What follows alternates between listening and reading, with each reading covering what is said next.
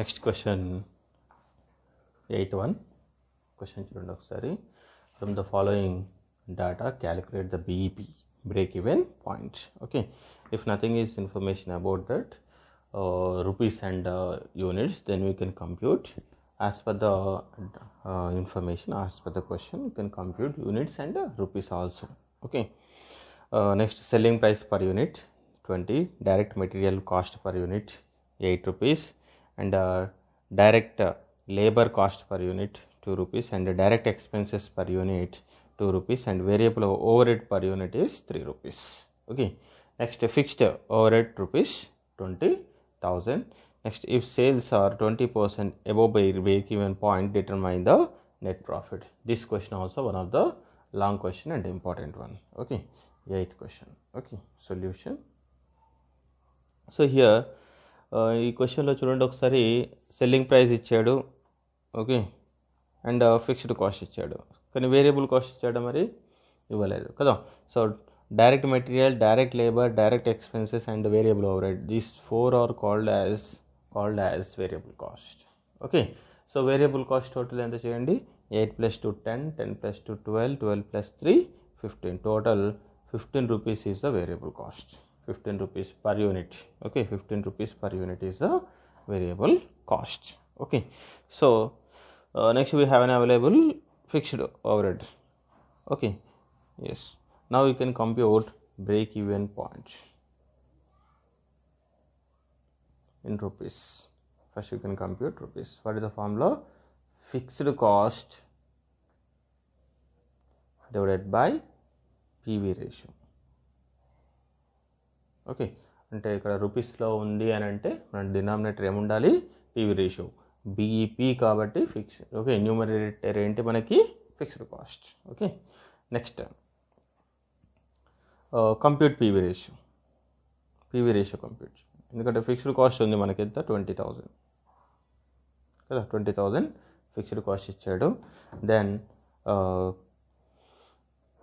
PV ratio, find out PV ratio equal to contribution per unit divided by selling price per unit into 100.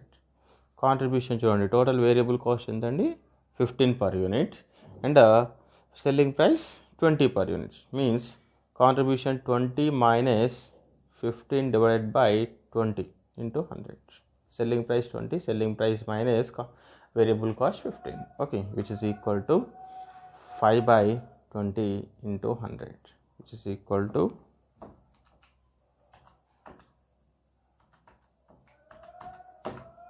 25%. Okay, 25%. This is the 25% substitute here. 25 into 100, which is equal to 20,000 divided by 25 into 100, 80,000. This 80,000 is in rupees. Okay, 80,000 rupees మీరు sale చేస్తే అక్కడ no profit no loss, అంటే profit కానీ loss కానీ ఏమీ ఉండదు. Okay, that is only the solution. Next BEP, break even point in units. Break even point in units formula fixed cost divided by contribution per unit.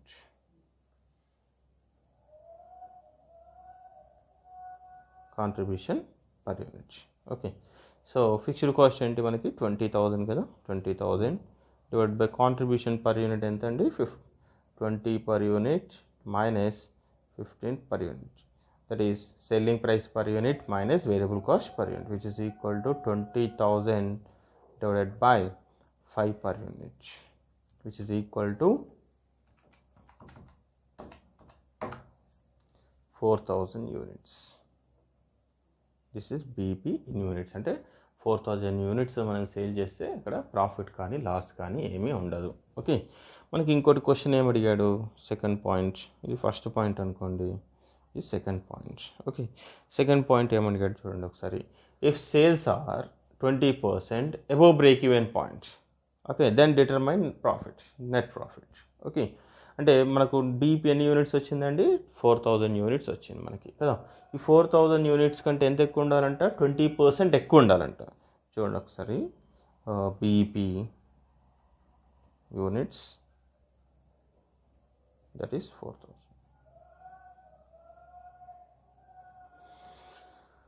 Add increase,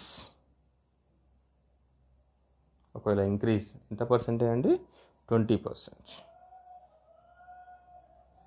so 20% అంటే 4000 into 20%. Okay, 4000 into 20%, 800 units. Okay, add చేస్తే 4800 units.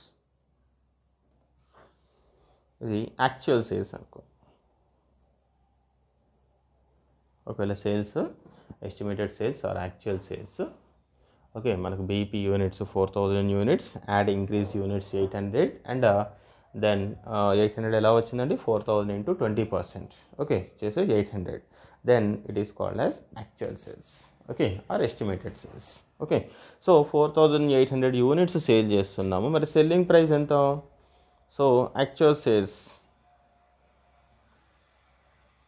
Sales in rupees, 4800 into units into selling price ఎంత అండి, 20 per unit. Okay, which is equal to 4800 into 20%, sorry 20, that is 96,000 rupees. మనకు 96,000 rupees sale చేస్తున్నాం. Okay, so 96,000 rupees sales చేస్తే మనకి ఎంత profit వస్తుందో చూద్దాం. Okay, for find out this is the one, for find out the profit, first we need to, already we know the PV ratio and actual sales. Okay, ఒకసారి రఫ్గా calculation చూడండి.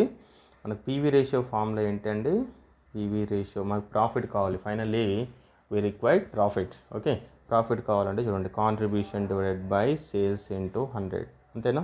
So ఈ contribution అంటే మనకు sales తెలుసు, ఎంత sales ఎంత మనకి 96,000. ఓకే, ఇక్కడ ఇచ్చాను చూడండి, ఎంత 96,000. జస్ట్ నౌ కంప్యూటెడ్ నా. అండ్ మరి కాంట్రిబ్యూషన్ ఎంత అని అంటే, కాంట్రిబ్యూషన్ తెలియదు మనకి. పీవీ రేషియో మనకు తెలుసు, ఎంత 25% is the PV ratio. Okay, hence okay substitute in this one. అంటే ఒకవేళ మన కాంట్రిబ్యూషన్ న్యూమరేటర్ తెలియదు కాబట్టి ఇవి రెండింటిని ఏం చేయవచ్చు, మల్టిప్లై చేయవచ్చు. అంటే ఇప్పుడు కాంట్రిబ్యూషన్ ఈక్వల్ టు ఏమని రాయొచ్చు, సేల్స్ ఇంటూ పీవీ రేషియో అని రాయొచ్చు కదా. Okay, this is the important formula, one of the important formula, contribution equal to sales into PV ratio. Okay, so sales ఎంత మనకి 96,000 into PV ratio 25%, which is equal to 96,000 into 25%, which is equal to 24,000 is what, contribution. Contribution ఎంత అండి మనకి 24,000. మరి 24,000 contribution ఉంది, మనకి ఏం కావాలి, ప్రాఫిట్ కావాలి. ప్రాఫిట్ కావాలంటే కాంట్రిబ్యూషన్ మనకి ఇంకో ఫార్ములా ఏంటండి, ప్రాఫిట్ రిలేటెడ్. కాంట్రిబ్యూషన్ అంటే మనకు చూడండి, కాంట్రిబ్యూషన్ ఈక్వల్ టు ఇంకోటి కొత్త ఫార్ములా కూడా యాడ్ అయింది, sales into PV ratio add అయింది. ఇంకోటి contribution equal to sales minus variable cost ఒకటి ఉంది. Next contribution equal to fixed cost plus profit కూడా ఒక ఫార్ములా ఉంది. అంటే మనకి ఇక్కడ కాంట్రిబ్యూషన్ తెలుసు, ఇప్పుడే కనుక్కున్నాం 24,000. ఫిక్స్డ్ కాస్ట్ తెలుసు, మనకు క్వశ్చన్లో ఇచ్చారు ఎంత అంటే ఫిక్స్డ్ ఓవర్ హెడ్ 20,000 కదా. Hence what is the profit, then you can compute the profit, simple one. Okay, that is fixed cost ఎంత అండి మనకి 20,000 ప్లస్ ప్రాఫిట్ ఎంత అండి, ఇది ఇలా రాయండి, contribution equal to fixed cost plus profit formula use చేయండి. ఓకే, కాంట్రిబ్యూషన్ ఎంత అండి మనకి 24,000 equal to fixed cost 20,000 plus profit. If you want profit, then so ఈ 20,000 ఇటు తీసుకురండి, అవుట్ ఆఫ్ అంటే ప్లస్ వాల్యూ కదండి, అవుట్ ఆఫ్ ఈక్వల్కి వస్తే మైనస్ అవుతుంది మనకి. 24,000 minus 20,000 which is equal to profit 4,000. Profit ఎంత అండి? 4,000. Okay, this is only the solution. Okay, like this we can compute with this information.